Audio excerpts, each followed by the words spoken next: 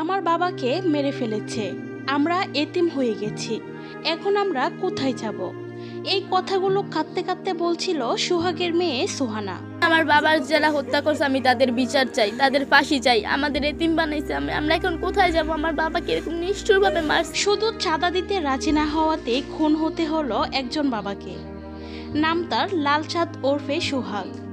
তিনি দীর্ঘদিন ধরে ঢাকার মিডফোর্ডে সোহানা মেন্টাল নামে একটি ব্যবসা চালিয়ে আসছিলেন।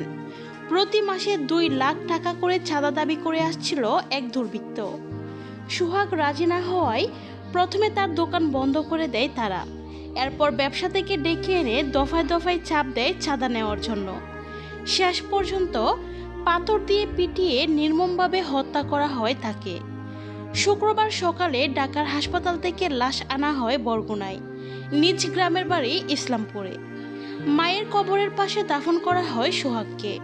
সোহাগের স্ত্রী লাকি বেগম বলেন, আমার স্বামী শুধু ব্যবসা করে বাঁচতে চেয়েছিলেন, কিন্তু চাঁদা না দেওয়াতেই তাকে খুন হতে হলো। কিভাবে পাথর দিয়ে রাস্তার ভিতরে কিভাবে মারছে? একটা মানুষকে কিভাবে মারি?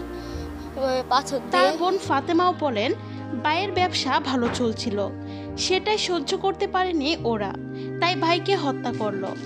একজন মানুষ যিনি ছোটবেলা থেকেই কষ্ট করে বড় হয়েছেন, নিজের পরিবার নিয়ে স্বপ্ন দেখেছেন, তিনি আজ নেই।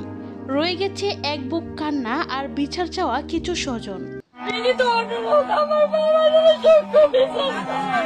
আমার বাবা অনেক ভালো ছিল।